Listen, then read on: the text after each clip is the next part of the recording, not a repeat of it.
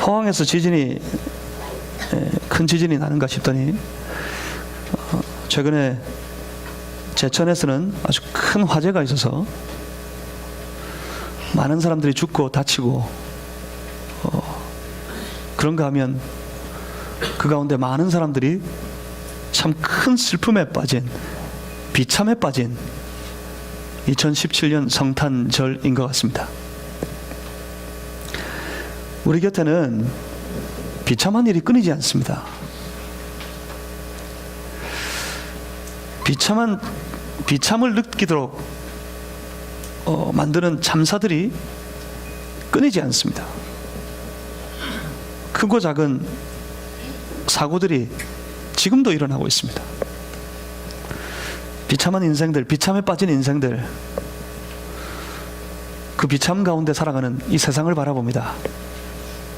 그런데 더 비참한 것은 그 인생의 비참에서 그 세상의 비참 가운데 이 땅의 인생들을, 이 땅의 이 세상을 건져낼 자가 아무도 없다는 것이 더 비참합니다. 기쁘지 않습니다. 성탄이 별로 기쁘지 않습니다. 세상도 그리 이 성탄을 기뻐하지 않습니다. 최근에 우리 주요 일간지 중에 한 신문에서 이런 제목의 기사가 났습니다. Sorry Christmas. Sorry 아십니까? I am sorry 할 때 sorry. Sorry Christmas. 크리스마스야 미안하다. 뭐 그런 뜻이겠죠. Sorry Christmas라는 제목의 기사가 실렸습니다. 크리스마스 시즌이 그 이전만 같지 못하다 하는 내용입니다. 최근에 그 기사에 따르면 우리 크리스마스 시즌에 있던 많은 크리스마스를 주제로 한 공연들, 뭐 콘서트나 뮤지컬 등등 이런 공연들이 다 사라져 버렸답니다. 인터넷 쇼핑몰 중에 유명한 인터파크에 따르면 12월 예매 순위 10위권 내에 공연 중에는 크리스마스를 주제로 한 공연이 없답니다. 14일까지, 지난 14일까지 크리스마스 이러면 가장 화려한 거리 중에 하나가 명동거리입니다. 명동거리. 그런데 그 명동에 보면 수백 개의 상점들이 있는데 지난 14일까지 딱 20곳의 상점에서만 성탄 장식을 꾸몄답니다. 가로수에 달리던 성탄 장식의 예산도 다 삭감됐습니다. 백화점에서는 캐롤송을 듣기가 어려워졌습니다. 제가 걱정하기로는 내년쯤 되면 완전히 사라져 버릴지도 모를 것 같습니다. 이유가 2015년 12월 백화점 등에서 실시간 감상 서비스로 음악을 재생할 때 저작권 사용료를 내야 된다 하는 판결이 났습니다. 이게 내년부터 전면적으로 시행된대요. 그래서 어쩌면 다 사라져 버릴지도 모르겠습니다. 소규모 매장에는 해당되지 않는다 그러는데 그래도 스스로 우리 저작권료 폭탄을 맞을 수 있다는 그 소문 때문에 캐럴 틀기를 아주 꺼려하고 있다 합니다. 성탄 관련 상품의 매출도 점점 줄어가고 있고요. 특별히 숙박업소들, 호텔들, 소위 크리스마스 특수가 사라져 버리고 있답니다. 국내 한 5성급 호텔 관계자에 따르면 보통 한 크리스마스 20일 전이면 그 호텔이 다 이제 매진, 예약이 다 마감되어 버리는데 올해는 작년에 비해 속도가 느릴 뿐만 아니라 제일 싼 방도 아직 남아 있답니다. 호텔 예약하시고 싶으신 분들 아직 기회가 있답니다. 2000년대에 들어서 미국에 한 캠페인이 있었습니다. 2000년대 있었던 이 캠페인을 저는 그 현장에서 직접 경험했습니다. 정말 의아했어요. 그게 어떤 캠페인이냐면 미국의 문화 속에서 기독교의 색깔을 빼자 하는 캠페인입니다. 그래서 메리 크리스마스 대신 해피 할리데이라고 인사하자 하는 운동이었어요.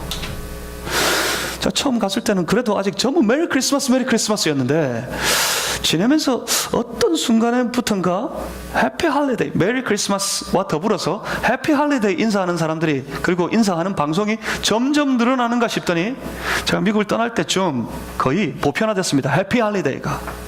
메리 크리스마스는 별로 하지 않습니다.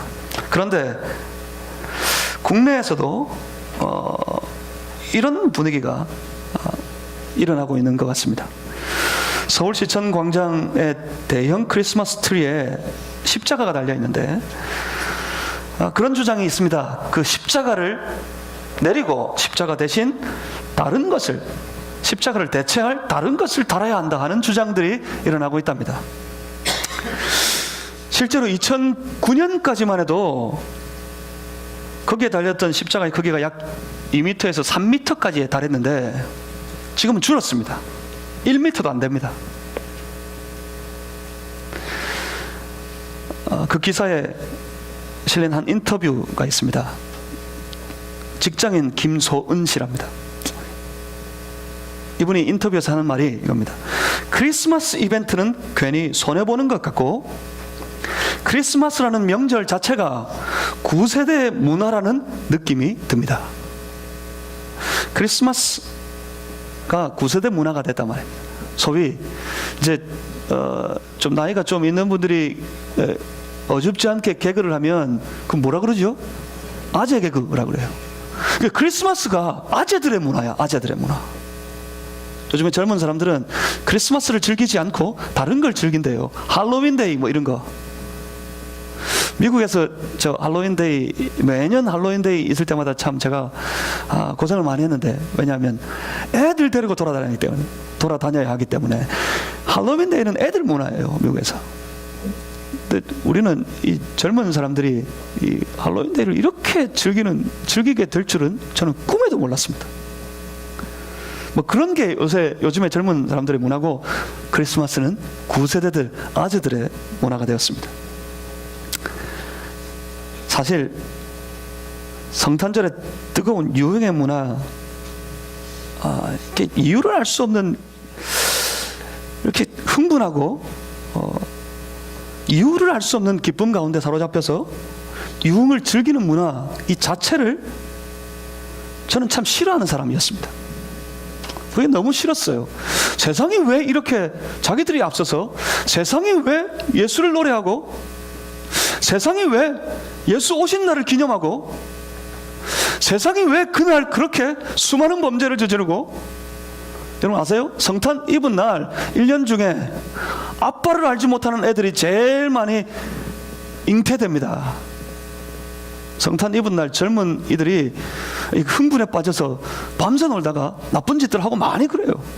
왜 그러는지 정말 이유를 모르겠어요. 제가 그런 유흥의 문화들이 이렇게 들떠있는 성탄 시즌의 문화들이 저는 너무 싫었습니다.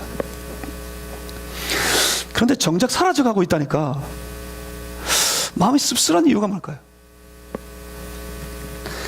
이 문화가 점점 사라져가는 이유가 성탄의 의미를 우리가 다시 되새겨보고, 성탄의 진정한 의미를 우리가 다시 붙잡아서 조금 더 차분하게 이 땅에 오신 예수 그리스도를 맞이하기 위해서 지금 온 세상이 이렇게 차분하고 잠잠하게 성탄절을 맞이하고 있는 것이 아닌 것 같기 때문입니다. 점점 반기독교적인 정서가, 안티 크리스찬들의 문화가 지금 우리 사회에 문화 깊숙하게 적응되고 있는 것 같아서 마음이 참 많이 무겁습니다. 한마디로 교회가 영향력을 잃어가고 있다는 말입니다. 교회 영향력이 사라져가고 있는 모습이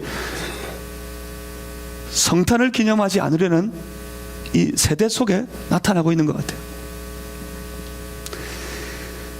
교회가 힘을 잃어가고 있습니다. 교회의 힘이 빠져가고 있습니다. 근데 우연의 일치일까요? 교회가 힘을 잃어갈 때 세상 속에는 비참한 일들이, 비참한 사건들이, 사람들이 비참에 빠지는 일들이 훨씬 더 많아지고 있어요. 그런데 세상에 사람들의 삶이 비참에 빠져들면 빠져들수록 더욱 세상은 하나님을 향해 마음을 닫습니다. 더욱 세상은 복음을 향해 마음을 닫아버립니다.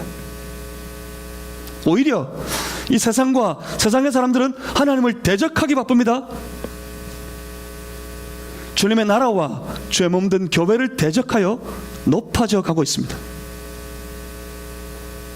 어떻게 이 세상의 비참을 치유할까요? 이 비참한 세대를 어떻게 치유할 수 있겠습니까?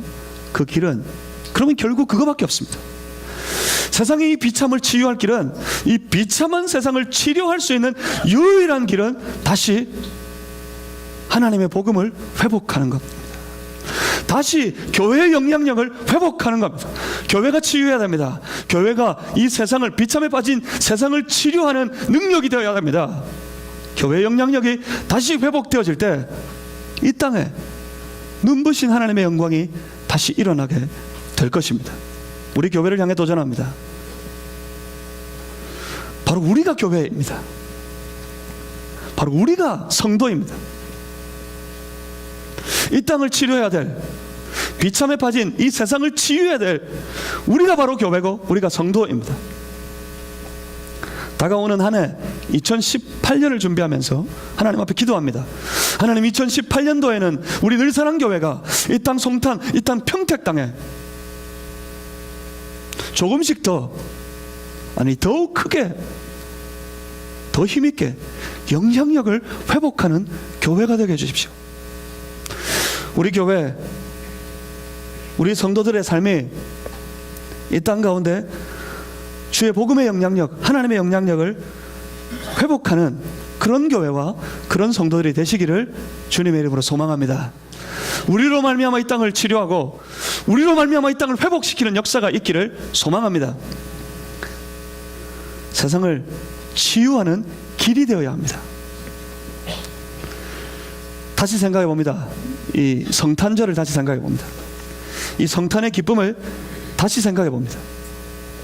이 기쁨이 다시 세상을 향해 전념되기 시작해야 될 것 같습니다.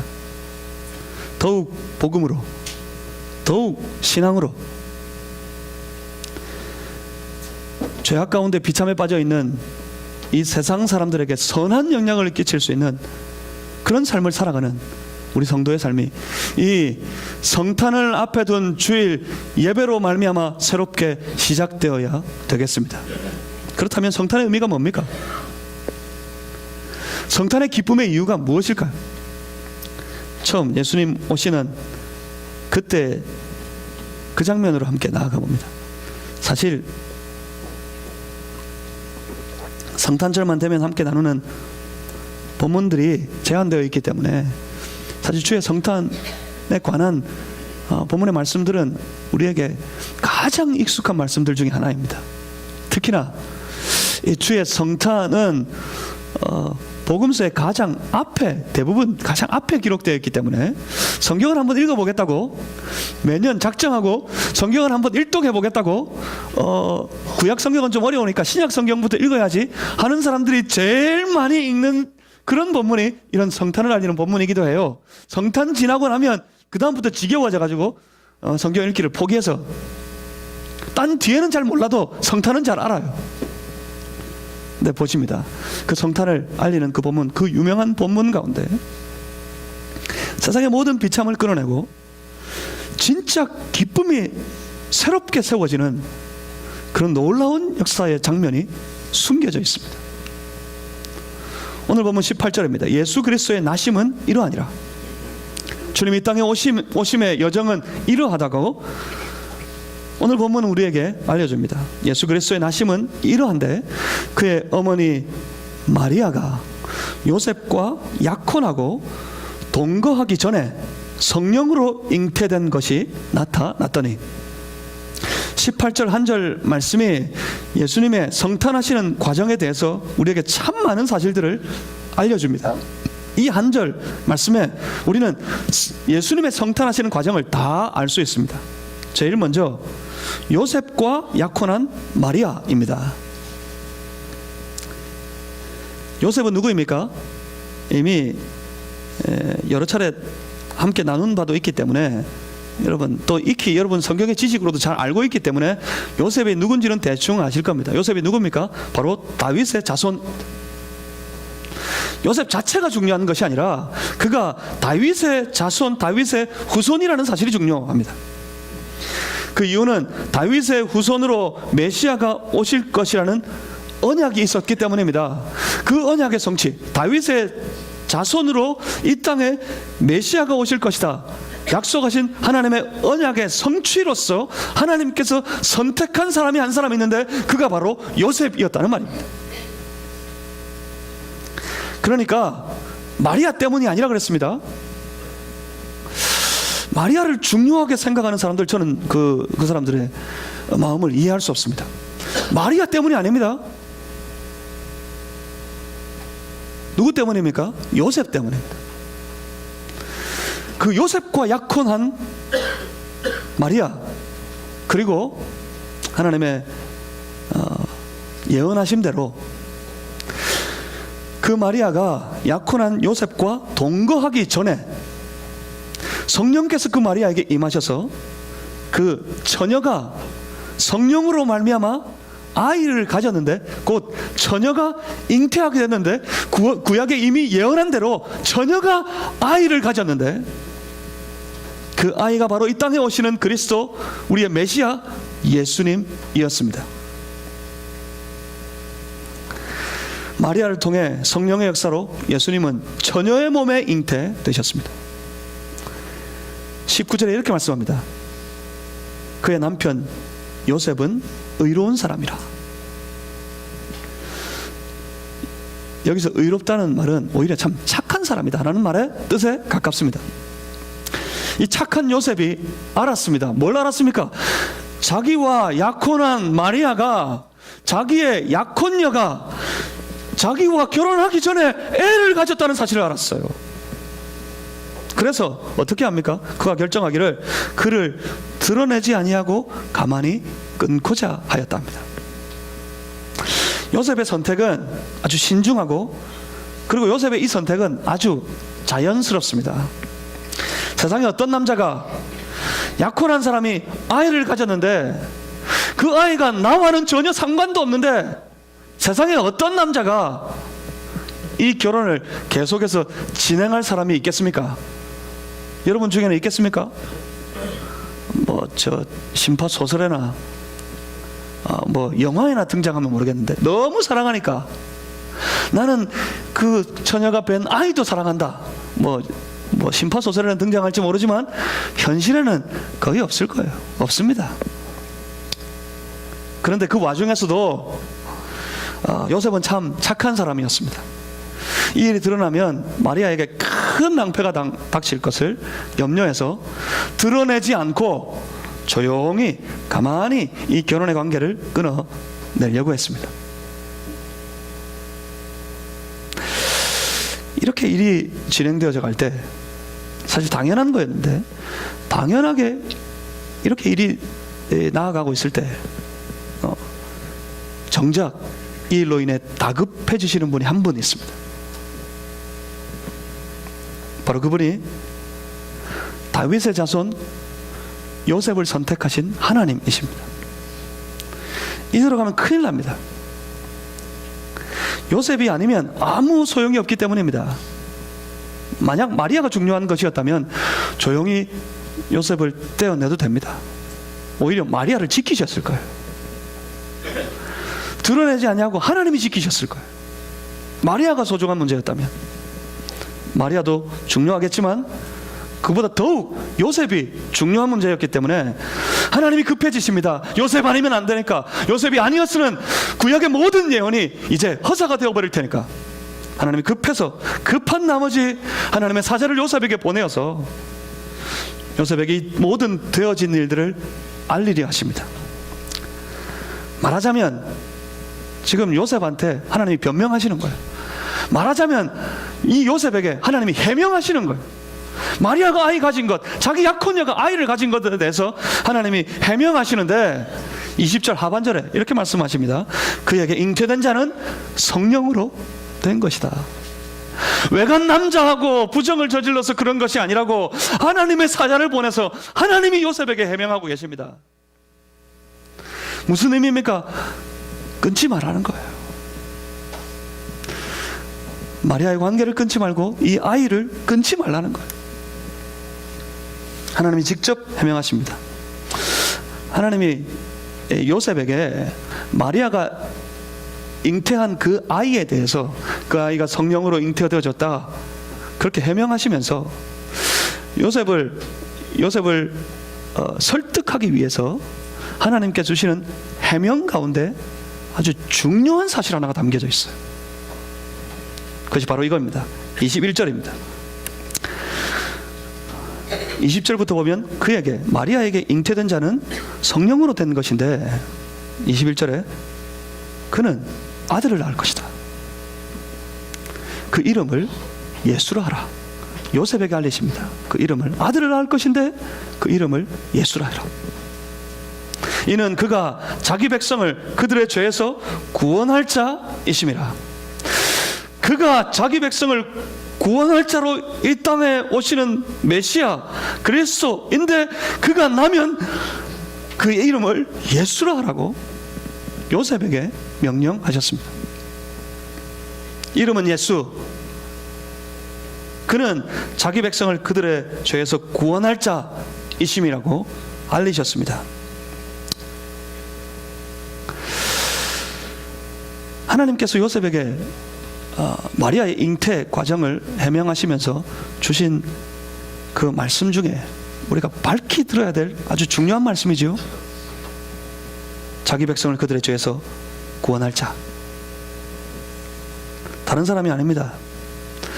다른 사람들을 구원할 자로 이 땅에 오셨다는 것이 아닙니다. 저 세상의 수많은 사람들, 이유도 알지 못한 채 예수님의 오심을 기뻐하는 저 사람들 때문에 이 땅에 오셨다는 것이 아닙니다. 누구 때문에 오셨습니까? 자기 백성들 때문에 오셨습니다. 누구 때문에 오셨습니까? 우리 때문에 오셨습니다. 그러면 결국 누구 때문에 오셨다는 말입니까? 바로 당신, 바로 나, 우리 자신 때문에 예수님이 오셨습니다. 분위기를 좀 바꿔야 될 것 같아요. 그래서 옆에 계신 분에게 인사를 하시겠는데, 당신 때문입니다. 한번 인사하시겠습니다. 시작.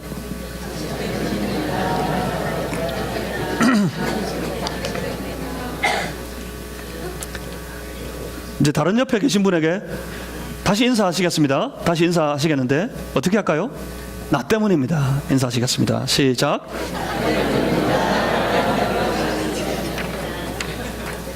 오늘 붙잡아야 될 게 있습니다. 막연하지요? 그가 자기 백성을 그들의 죄에서 구원할 자이심이라 하시는 이 말씀이 너무나 막연하지요? 이 말씀이 막연하니까 우리의 신앙에 문제가 생기는 겁니다. 이 말씀이 막연하니까 우리의 신앙에 고장이 생기는 거예요. 왜 이 말씀이 막연합니까? 나 때문인데. 이 말씀이 누구에 대한 사건인데 나에 대한 사건이에요. 성탄이 누구 때문에 있습니까? 나 때문에 있다고요. 나 때문에. 성탄은 누구의 것일까요? 내 것이라는 말입니다. 내 것. 우리가 붙잡아야 됩니다. 누구를요? 이 땅에 오신, 날 위해 오신, 나에게 오신 예수님을 붙잡아야 됩니다. 오늘 이 험한 세상, 이 분주한 세상을 사는 중에 잊어버려서는 안 됩니다. 우리가 정신 바짝 차리고 나로 인해, 나 때문에 오신 예수 그리스도를 붙잡아요. 그러면 여러분 삶의 자리가 바뀔 겁니다. 여러분의 기쁨의 이유가 바뀔 겁니다. 보시겠습니다. 왜요? 나의 무엇 때문에? 자기 백성들의 무엇 때문에? 자기 백성들이 그들의 죄에서 구원하시기 위해. 이게 무슨 말입니까? 이 말씀이 무슨 말입니까? 자기 백성을 그들의 죄에서 구원할 자, 곧 그 이름을 예수라 하라. 이 땅에 오시는 이유는 자기 백성들을 그들의 죄에서 구원하시기 위해서인데, 이 말을 뒤집어 보면 뭡니까? 자기 백성들이 지금 죄에 빠져 있다는 말이에요. 하나님께서 스스로 완벽하게 자기를 굴복시키시고, 그가 이 비참한 세상 가운데 그가 친히 창조하신 사람, 그 사람의 모습으로 사람의 모양으로 완벽한 육체를 입고 이 땅에 사람이 되어 오신 이유가 죄에 빠져서 비참한 가운데 살아가고 있는 자기 백성들, 그들 때문이었다는 말입니다. 무엇 때문이었다고요? 내가 죄에 빠져 비참한 가운데 살아가는 모습을 우리 하나님 견디지 못해서. 여러분 아십니까? 세상의 비참의 이유, 세상의 수많은 사람들이 끊이지 않는 비참 속에 살아가는 삶의 이유가 바로 이것 때문입니다. 그들이 바로 죄악에 빠져 있기 때문에. 인생의 모든 비참의 저변에는 죄가 있습니다. 죄가. 우리의 인생의 모든 비참의 이유에는 바로 죄가 있습니다. 죄가. 사람을 비참하게 만든 크고 작은 사건들, 그 사건들의 이면에도 깊이 들어가 보면 다 죄가 있어요. 제천에 있었던 제일 가까이 그 제천에 있었던 그 큰 화재 사건, 그 내면에도 깊이 들어가 보면 사람의 죄가 있어요. 얼마 전에 있었던 포항에서의 지진, 그 사건도 그 이면에 깊이 들어가 보면 사람들의 욕심, 사람들의 죄가 있어. 그런 발전소 세우면 안 된다고, 위험하다고 이미 수없이 알렸는데, 이미 수없이 경고되어 있음에도 불구하고 이익이라는 욕심 때문에 세웁니다. 온 나라를 큰 비참에 빠지게 만들었던 저 세월호 사건, 그 이면의 깊은 곳에도 사람의 욕심, 사람의 죄가 있어요. 여러분 아십니까? 모든 비참의 이유에는 반드시 죄가 있습니다.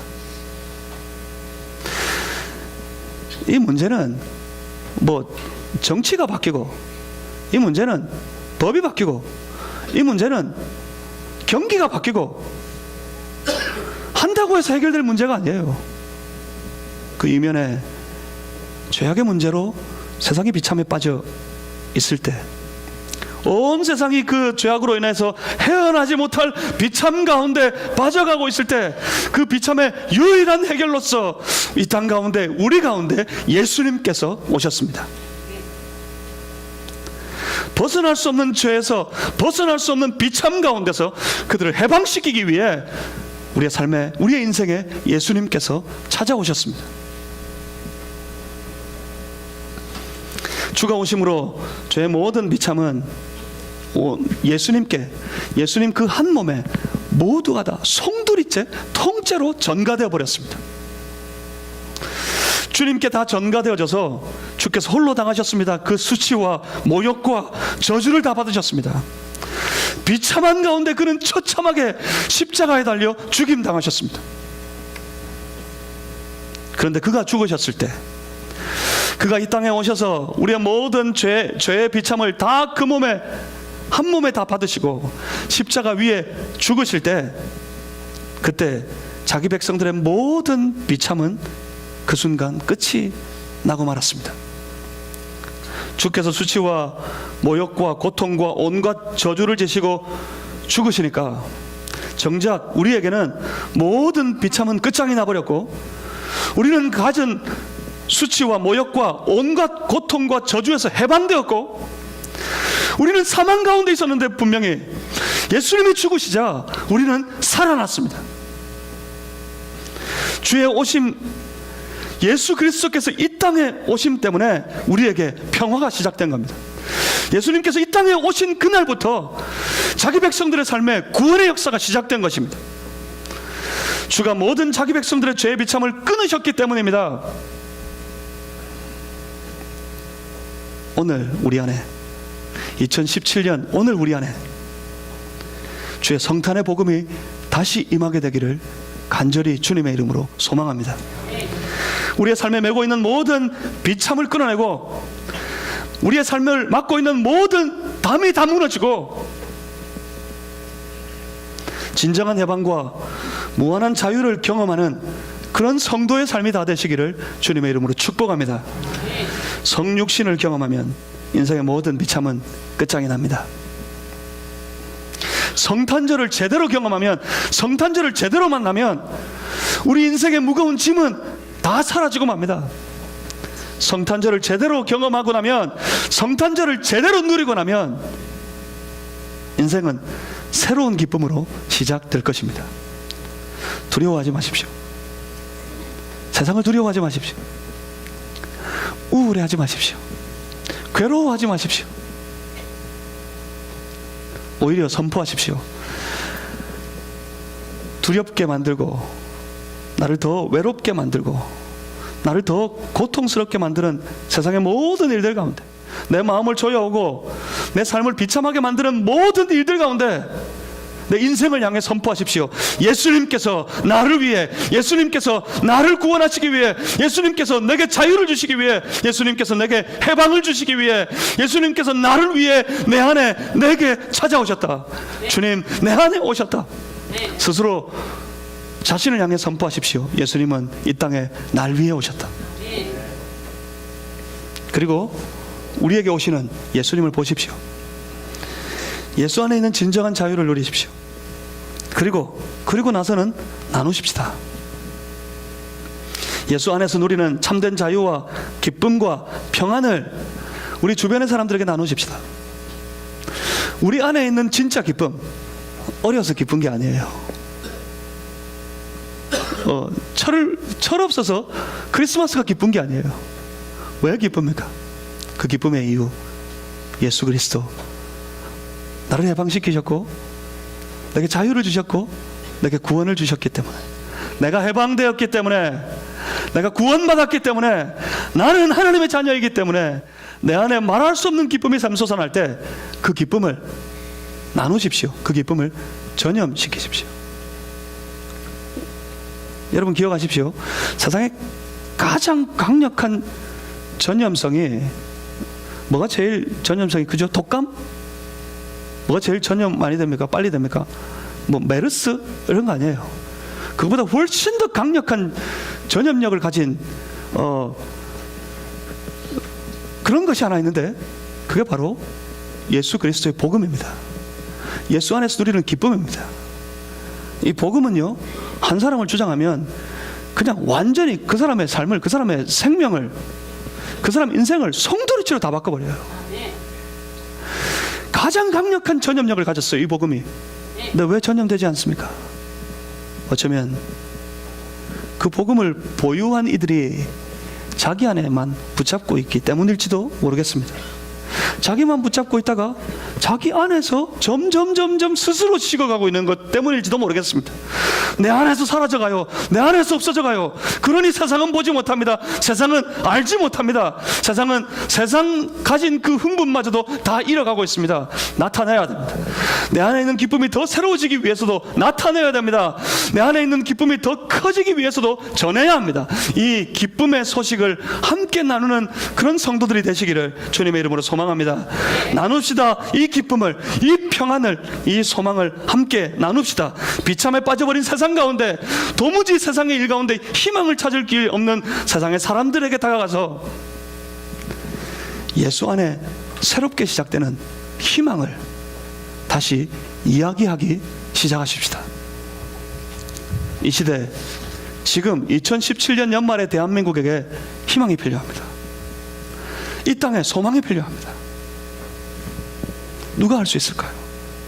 진정한 희망과 진정한 소망과 진정한 생명을 가진 교회들만, 이 땅의 성도들만, 교회된 우리 늘사랑 권속들이 그 일을 할 수 있습니다. 나가서 희망을 이야기하십시다. 소망을 나누기 시작하십시다. 그 희망, 그 소망의 이유가 되신 예수 그리스도를 다시 힘있게 기쁨으로 나누는 그런 우리 교회 되기를 간절히 2017년 성탄을 맞이하면서 우리 주 예수 그리스도의 이름으로 소망합니다. 여러분 한 사람 한 사람에게 이 성탄의 놀라운 축복이 가득 넘치시기를 주님의 이름으로 축복합니다. 기도하겠습니다.